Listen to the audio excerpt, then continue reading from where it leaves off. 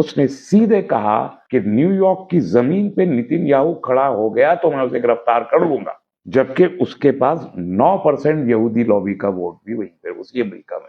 خصوصی بات یہ، اس نے اپنی شناخت کو نہیں چھپایا، اس نے کیمپین کے دوران بھی کہا کہ میں مسلم ڈیموکریٹک سوشلسٹ ہوں۔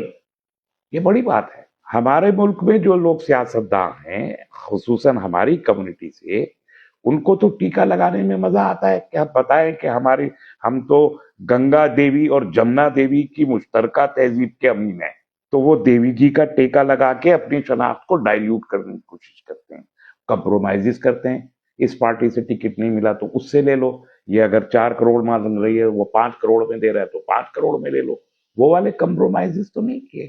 اس کے باوجود اس نے یہ بات کہی کہ نتن یاہو یہاں آ گیا اور مجھے جانا پڑا، میں اسٹیج شیئر نہیں کروں گا۔ اس نے ہمارے ملک کے وزیر اعظم کے بارے میں بھی کہہ دیا کہ وہ اگر نیو یارک میں آ گئے تو میں اسٹیج شیئر نہیں کروں۔ وہ فلسطین اور اسرائیل کے ایشو پہ ڈیموکریٹک پالیسی کے تحت یہ کہنا اس کے لیے آسان ہے، لیکن اپنی تقریر میں عربی زبان میں کھڑے ہو کے انا منکم و علیکم کہنا یہ مشکل تھا۔ جو اس نے کہا اور جس سے اس کی اپنی شناخت قائم کا اظہار ہوتا ہے، لیکن میننگ کیا ہے؟ وہ عوام سے ہی مخاطب ہے۔ میں تم میں سے ہوں اور تم مجھ میں سے ہو۔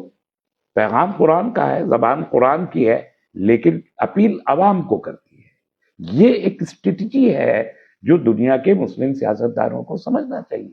وہ جب اپنی بیوی کو مخاطب کرتا ہے تو اس کو حیاتی بلاتا ہے، کھل کے بلاتا ہے، کوئی اس میں وہ ہی از ناٹ منسنگ دی ورڈز، اپنے لفظوں کو چبا کے بات نہیں کر رہا ہے۔ وہ یہ کہہ رہا ہے کہ ہم کمپٹیشن اینڈ کمپیشن کی بنیاد پہ چلیں گے۔ کمپیشن کیا ہے؟ رحم۔